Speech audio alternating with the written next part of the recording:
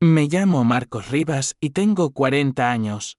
Vivo en Valencia y soy director creativo de Pixel Dream, un estudio de videojuegos móviles que fundé hace 8 años. Nunca imaginé que mi propia familia intentaría robarme todo lo que construí, con tanto esfuerzo, y además planearía mi muerte para quedarse con el dinero del seguro. Esta es mi historia. Todo comenzó hace 3 meses cuando sentí que mi matrimonio con Lucía Ortega, mi esposa de 35 años, estaba cambiando. Llevábamos casados 5 años y siempre creí que teníamos una relación sólida basada en el apoyo mutuo y la confianza. Lucía había construido una carrera exitosa como influencer de estilo de vida y yo la apoyaba incondicionalmente en sus proyectos. Igual que ella lo hacía con los míos, o eso pensaba yo. Nuestra historia de amor comenzó en una feria de tecnología en Madrid donde mi estudio presentaba nuestro primer juego exitoso. Lucía cubría el evento para su blog que en ese entonces era pequeño pero prometedor. Nos conocimos durante una entrevista y sentí una conexión inmediata. Era inteligente, ambiciosa y compartíamos la pasión por construir algo propio. Nos casamos después de 2 años de noviazgo y compramos una hermosa casa en las afueras de Valencia, además de una casa de campo para los fines de semana. Mi suegro Emilio Ortega, un notario de 63 años con una reputación impecable en Alicante, siempre me pareció demasiado controlador con su hija. Pero supuse que era normal en un padre que crió solo a su única hija después de enviudar. Nunca me cayó del todo bien, pero mantuve una relación cordial por respeto a Lucía. Ahora entiendo que debía haber prestado más atención a las señales.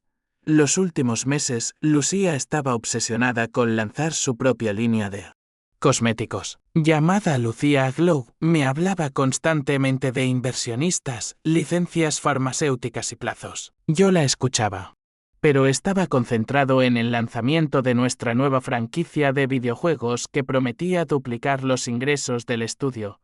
El estudio había crecido hasta tener 50 empleados y facturábamos más de 15 millones de euros anuales. El éxito nos había llegado rápido y tal vez me confié demasiado. Una noche mientras cenábamos, Lucía mencionó que necesitaba 5 millones de euros para asegurar la licencia farmacéutica de sus productos antes del 20 de noviembre de 2025. Me sorprendió la cantidad y le dije que necesitaba pensarlo, que era una inversión importante. Ella se molestó de una manera que nunca había visto antes. Me acusó de no apoyarla y de ser egoísta. Algo en su reacción me pareció extraño, demasiado intenso, demasiado ensayado. Esa noche no pude dormir pensando en su reacción. Decidí hacer algo poco ético pero necesario. Quería poner a prueba su amor. Quería saber si Lucía estaba conmigo por lo que éramos o por lo que yo tenía. La mañana siguiente le dije que necesitaba hablar con ella de algo serio. Le conté que el estudio estaba pasando por problemas financieros graves y que la junta directiva había decidido degradarme a diseñador junior temporalmente. Le dije que perdería las regalías de nuestra franquicia estrella durante al menos un año y que necesitaríamos recortar gastos. Era completamente falso, pero necesitaba ver su reacción. Al principio pareció sorprendida y preocupada. Me abrazó y me dijo que encontraríamos una solución, que estábamos juntos en esto. Sus palabras me tranquilizaron momentáneamente, pero su mirada tenía algo que no pude descifrar. Esa misma tarde, la escuché hablando por teléfono en el jardín. Su tono era urgente y nervioso. Solo alcancé a escuchar fragmentos. Mencionó a su padre algo sobre un plan B. Y la frase que me heló la sangre: no podemos esperar más. Necesitamos ese dinero ahora. Los días siguientes noté cambios sutiles en su comportamiento. Llamadas que terminaban abruptamente cuando yo entraba a la habitación. Reuniones urgentes con su equipo que no podía explicarme claramente. Visitas frecuentes a casa de su padre en Alicante. Y lo más extraño Una insistencia repentina en que fuéramos juntos a la casa de campo el próximo fin de semana. Insistía tanto que comenzó a incomodarme. Mi instinto me decía que algo no estaba bien. Decidí investigar una mañana después de que Lucía saliera para una reunión con su representante de marcas, Jorge Soriano, un tipo de 37 años que nunca me dio buena espina. Revisé su laptop que había dejado en casa. Lo que encontré me dejó sin aliento. Había un correo electrónico de Jorge con un documento adjunto. Era un poder notarial que otorgaba a Lucía facultades plenas sobre las cuentas del estudio. Mi firma estaba ahí, pero yo jamás había firmado ese documento. Era una falsificación perfecta. En el correo, Jorge le decía a Lucía: todo está listo para hacer la transferencia. Tu padre ha hecho un trabajo impecable con los documentos. En cuanto Marcos esté fuera del camino, podremos proceder. Sentí que el piso se movía bajo mis pies. Mi esposa, la mujer que amaba, había falsificado mi firma con ayuda de su padre notario para robar 5 millones de euros de mi empresa. Pero lo que me dejó helado fue esa frase: en cuanto Marcos esté fuera del camino. ¿Qué significaba? Exactamente. Seguí revisando correos y encontré más pruebas. Jorge y Lucía llevaban meses planeando esto. La línea de cosméticos existía, pero estaba al borde del colapso. Habían invertido mal y necesitaban 5 millones de euros antes del 20 de noviembre para pagar una tasa y mantener la licencia farmacéutica. Sin esa licencia, perderían todo lo invertido. Pero lo que descubrí después me dejó sin palabras. Un correo de mi suegro a Lucía con el asunto seguro listo. Decía simplemente: el seguro de vida está contratado. 2 millones de euros que recibirás en caso de accidente. El gas de la casa de campo está preparado. Este fin de semana todo quedará resuelto. No podía creerlo. Mi suegro no solo había falsificado un poder notarial para robarme, sino que había contratado un seguro de vida a mi nombre y planeaba matarme en un accidente de gas en nuestra casa de campo. Y mi esposa estaba de acuerdo con todo esto. Mi primer impulso fue confrontarlos. Inmediatamente, pero me contuve. Necesitaba pruebas sólidas y un plan. Tomé fotos de todos los correos y documentos. Hice copias de seguridad de todo. Y entonces llamé a la única persona en quien podía confiar en ese momento, mi amigo Pablo Lerma.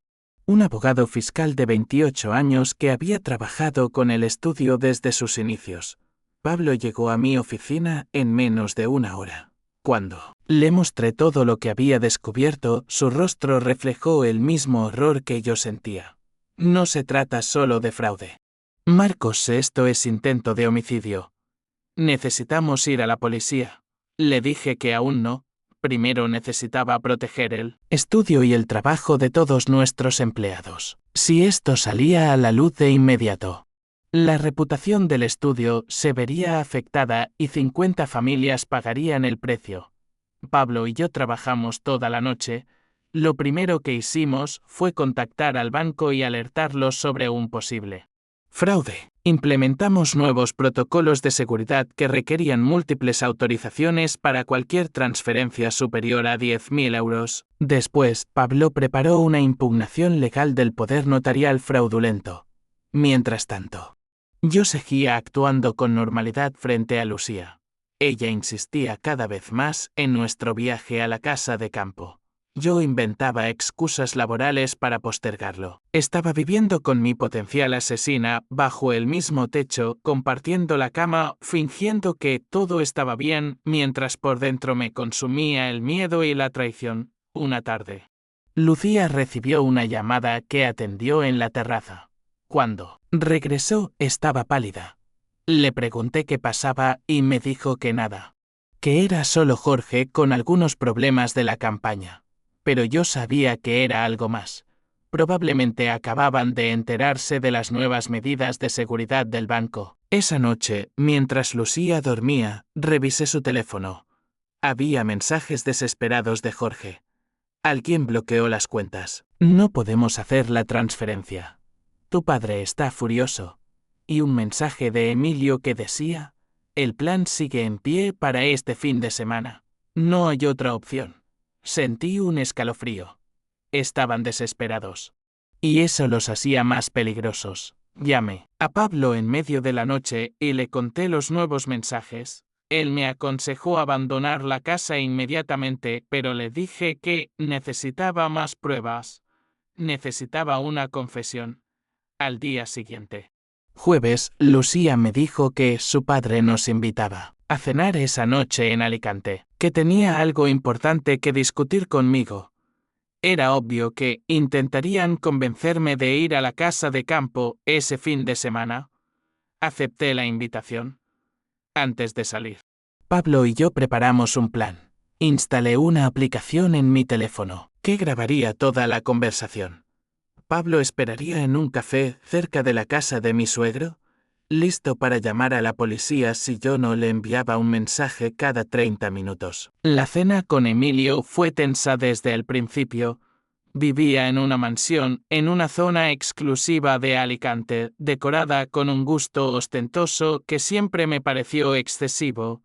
Lucía estaba nerviosa, jugando constantemente con su collar, un tic que tenía cuando estaba ansiosa. Emilio, sin embargo, parecía completamente tranquilo mientras servía un whisky carísimo que guardaba para ocasiones especiales. Marcos. Lamento mucho lo de tu situación en la empresa. Lucía me contó todo. Debe ser difícil pasar de director creativo a diseñador junior. La forma en que lo dijo con una media sonrisa apenas disimulada. Me confirmó que sabía perfectamente que era una mentira. Lucía le había contado mi supuesta degradación y él estaba disfrutando de mi supuesta desgracia. Le seguí el juego. Sí, ha sido un golpe duro. Pero estoy seguro de que es temporal. El estudio me necesita. Emilio dio un sorbo a su whisky y me miró directamente a los ojos.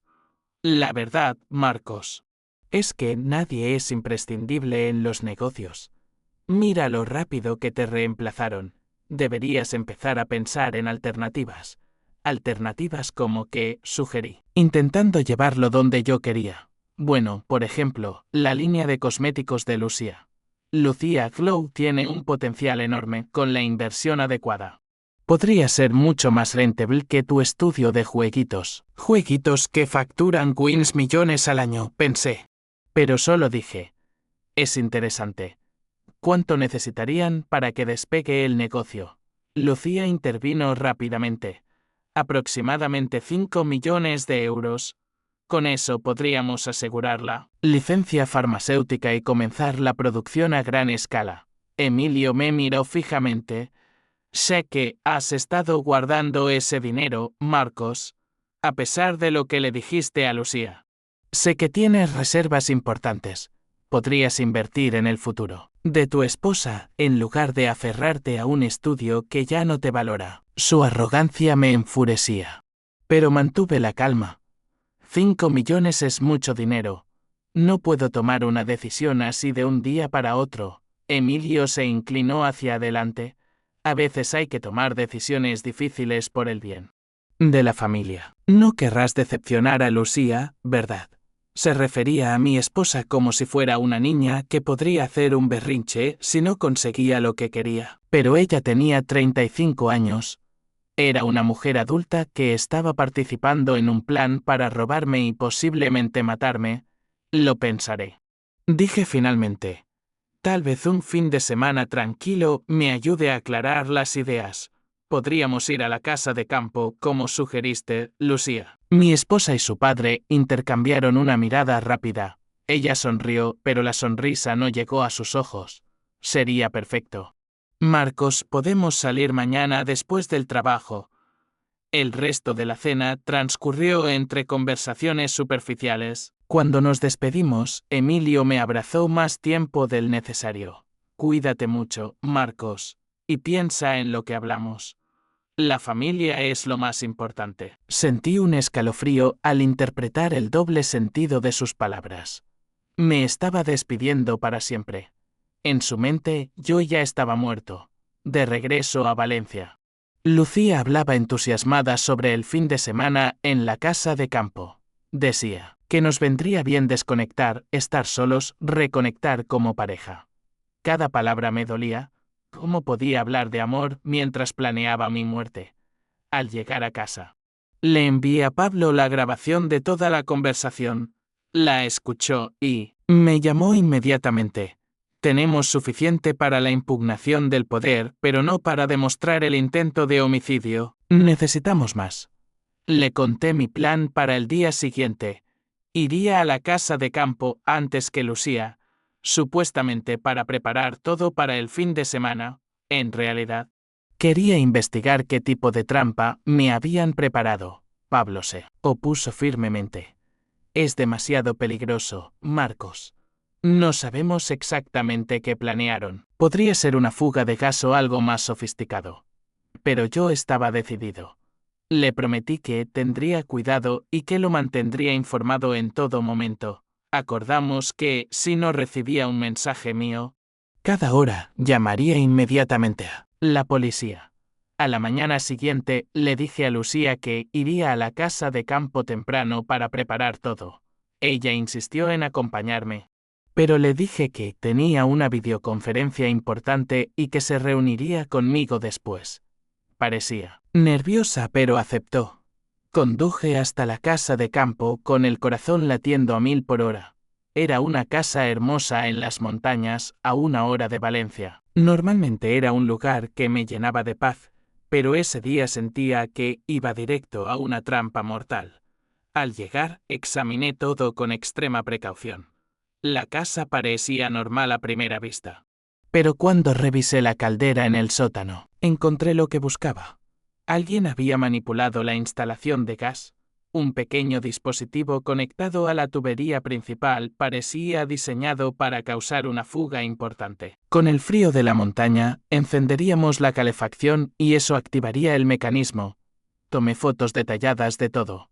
Mientras lo hacía, escuché un coche acercándose por el camino de grava. No esperaba a Lucía tan pronto. Me asomé por la ventana del sótano y vi el coche de mi suegro. Venía solo. Esto no estaba en mis planes. Me escondí rápidamente detrás de unos muebles viejos que guardábamos en el sótano. Escuché a Emilio entrar en la casa llamándome. Marcos, ¿estás aquí? Lucía me dijo que vendrías temprano. Al no recibir respuesta, comenzó a bajar las escaleras hacia el sótano.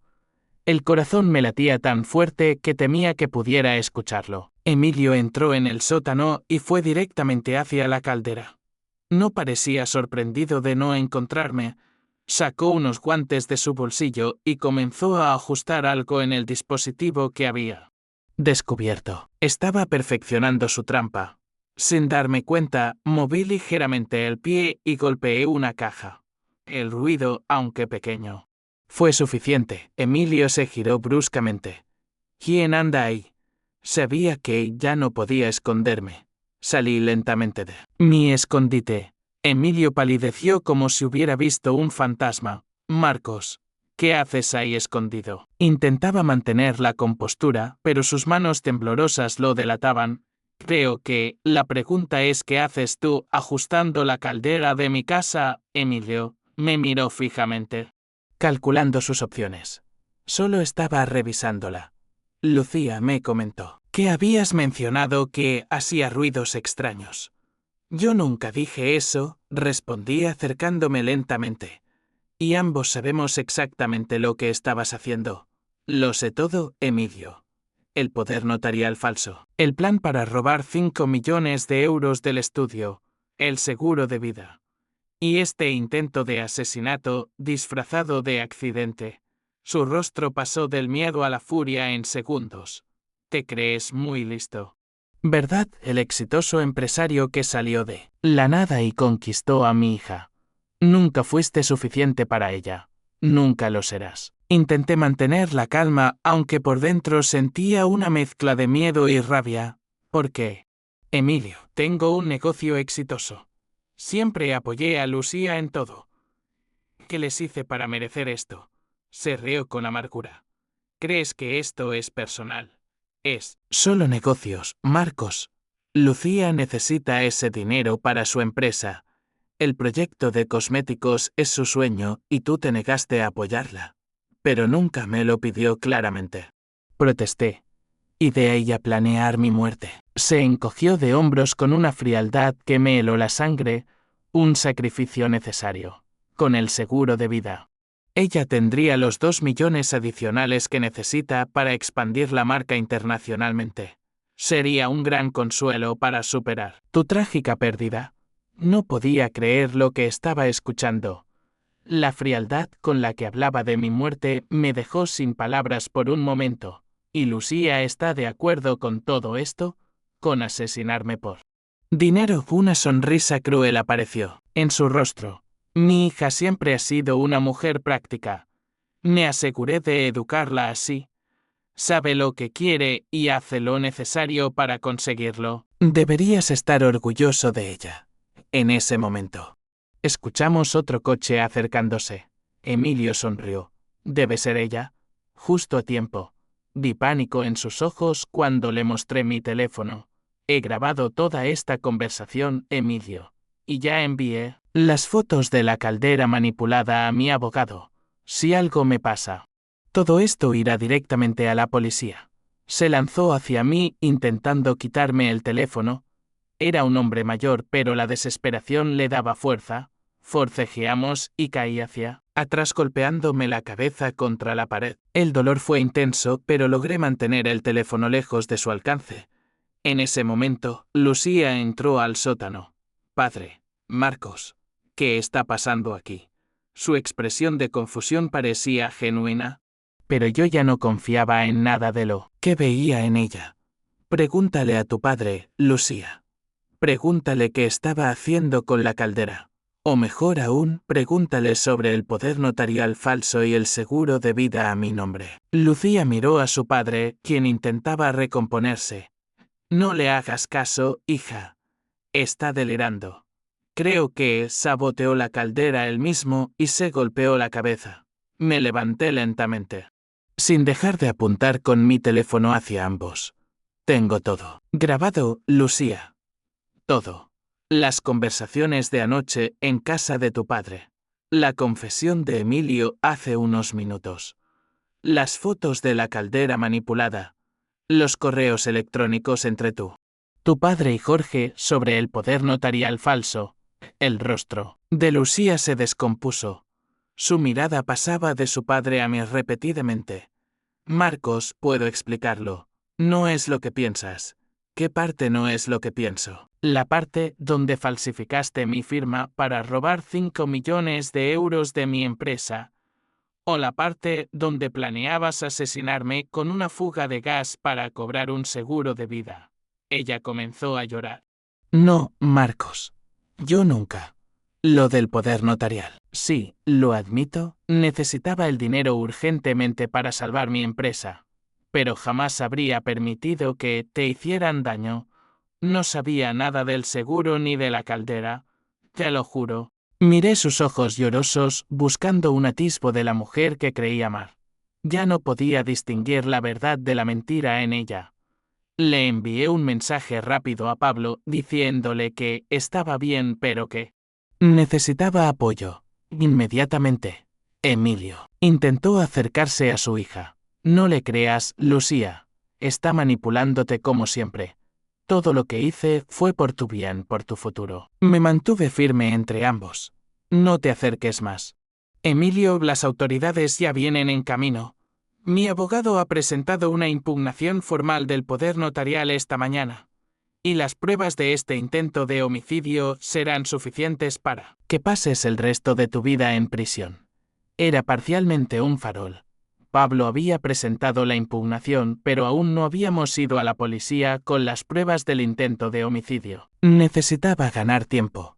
Lucía se derrumbó en el suelo, llorando desconsoladamente. Todo es mi culpa. Invertí mal el dinero de los primeros inversores. Estaba desesperada. Pero te juro que no sabía lo del seguro ni lo de la caldera, Marcos. Tienes que creerme. Su padre la miró con desprecio. Siempre fuiste débil, Lucía. Te di todas las herramientas para triunfar y al primer obstáculo te derrumbas. Si hubieras seguido el plan al pie de la letra, ahora estaríamos celebrando en lugar de dar explicaciones. Sus palabras me helaron la sangre. No podía creer que un padre hablara así a su hija. Que la hubiera manipulado hasta convertirla en cómplice de un intento de asesinato. Escuchamos sirenas a lo lejos. Pablo había cumplido su palabra y había llamado a la policía. Emilio palideció. No te atreverías. Destruirás la reputación de tu esposa. Todo el mundo sabrá que intentó estafarte. Lo miré directamente a los ojos. Prefiero eso a estar muerto, Emilio. Los siguientes minutos fueron caóticos.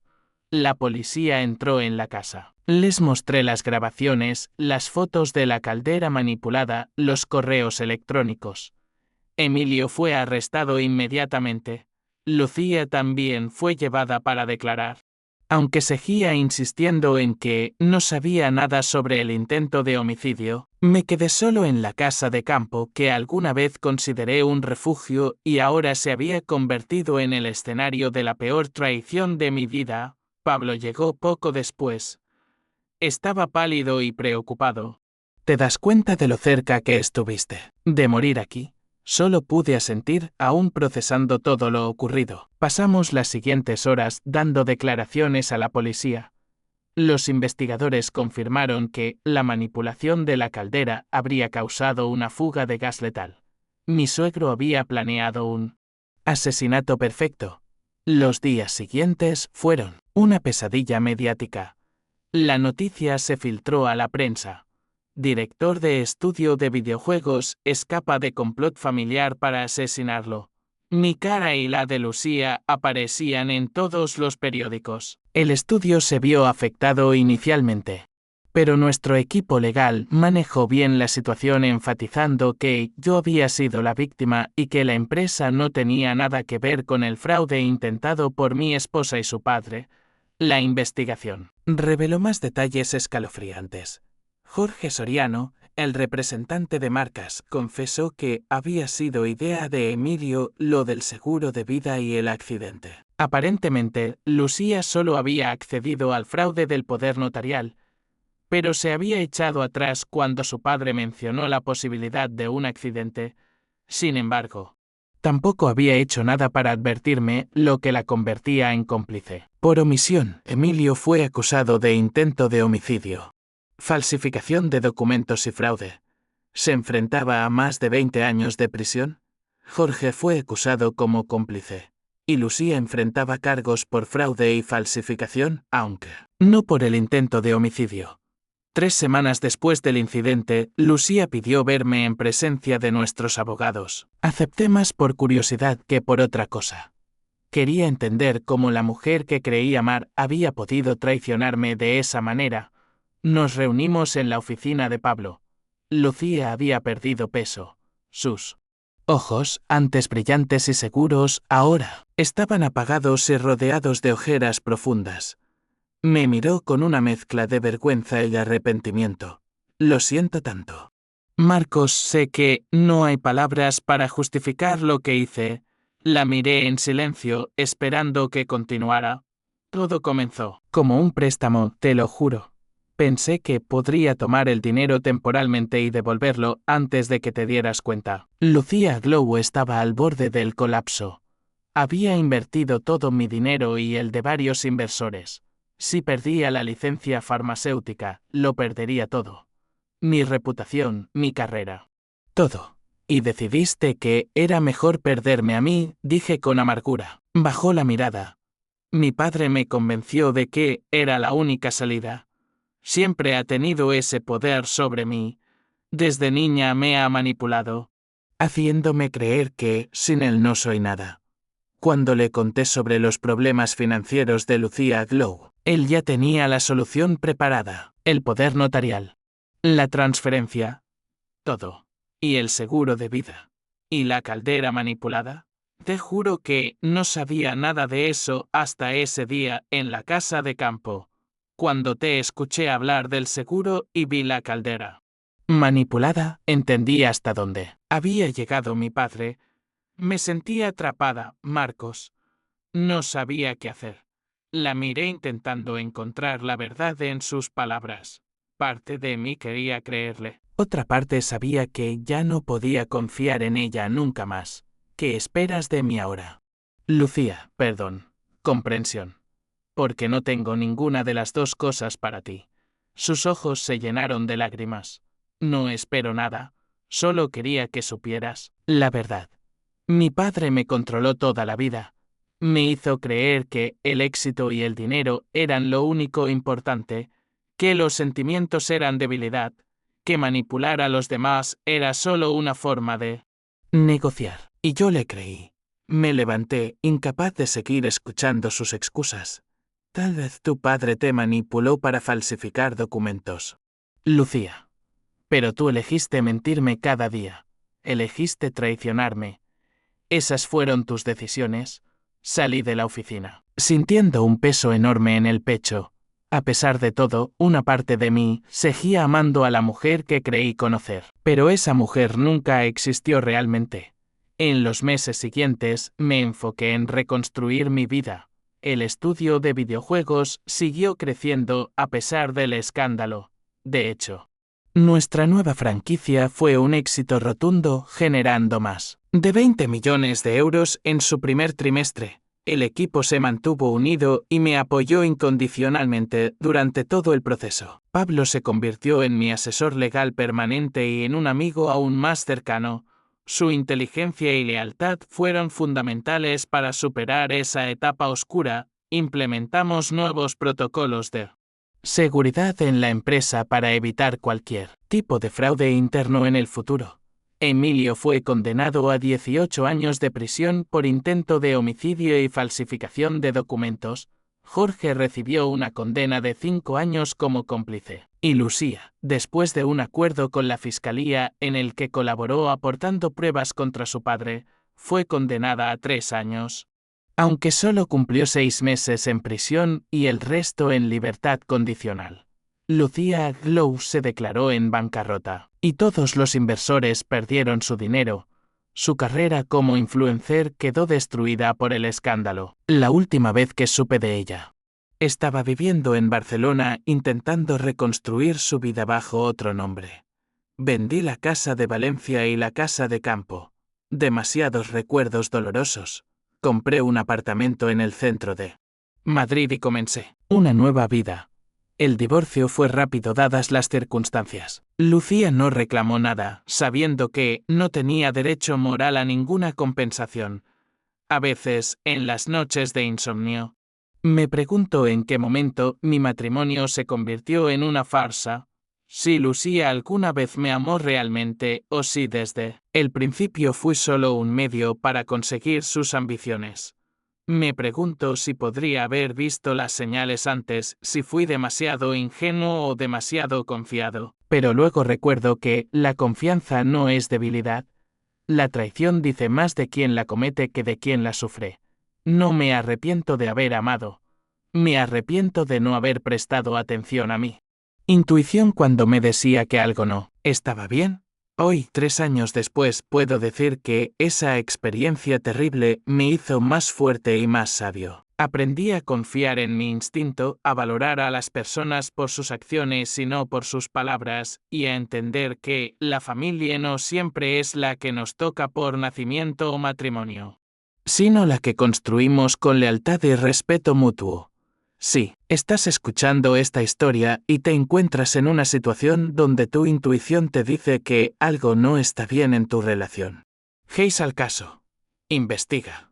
Protégete.